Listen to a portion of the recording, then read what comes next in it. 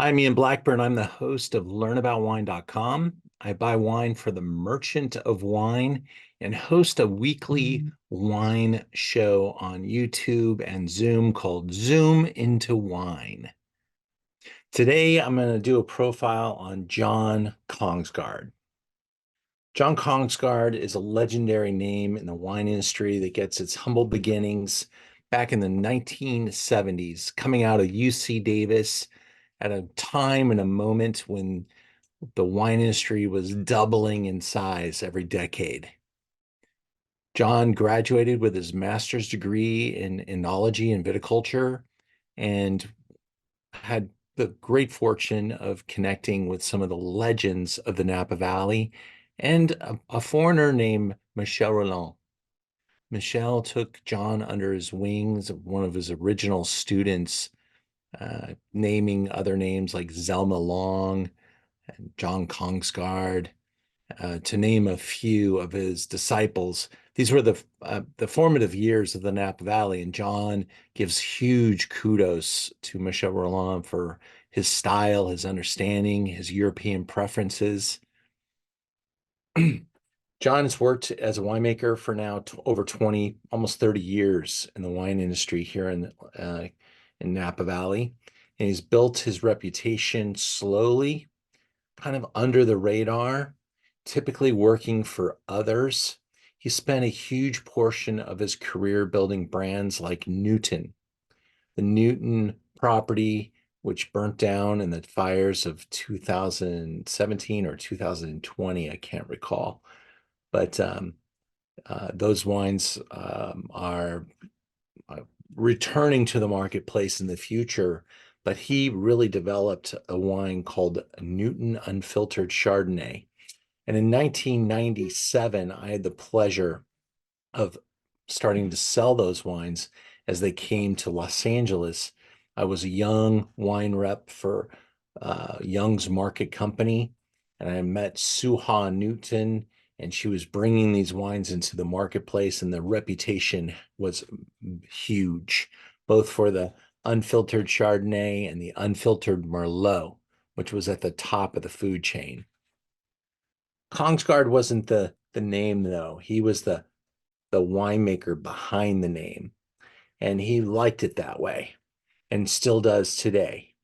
He and his son have their own brand that's well over 20 years in production and has built his Kongsgaard reputation and his fans and followers, and he's keeping it around 4,000 cases. In doing some research about John, I also found out that he worked at Stony Hill in the 1970s.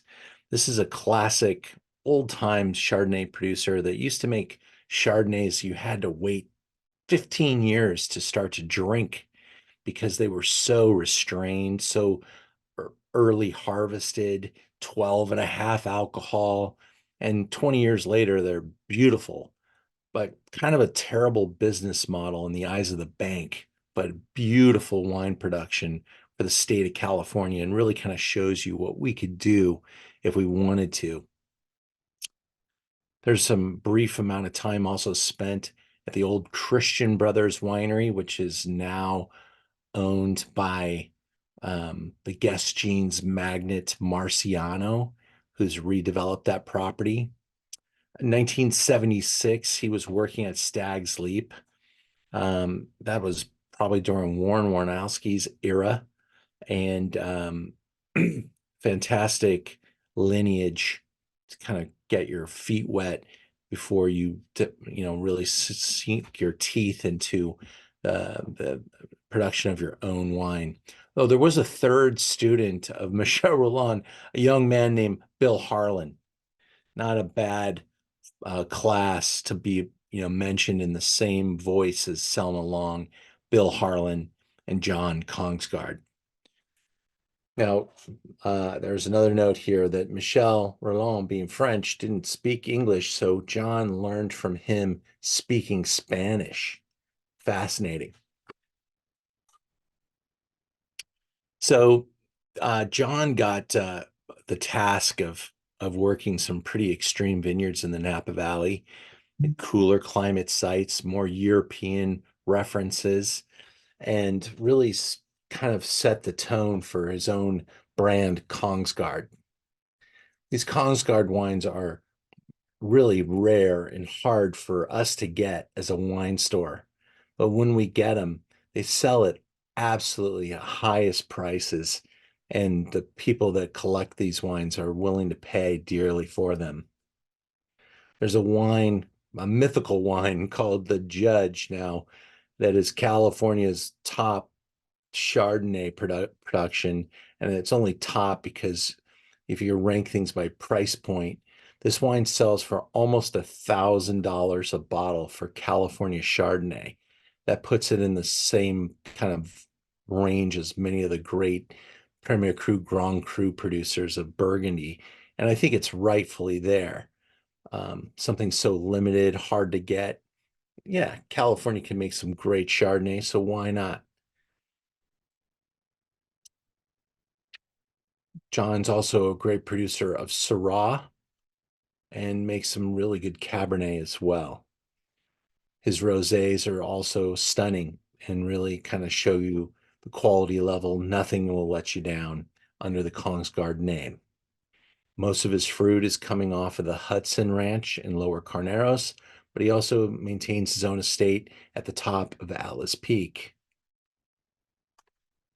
Kongsgaard wines are something to appreciate because they're rare, because of they're made by the man that is willing to stay behind the scenes and stay comfortable, making about 4,000 cases a year and not wanting to be in the limelight too much.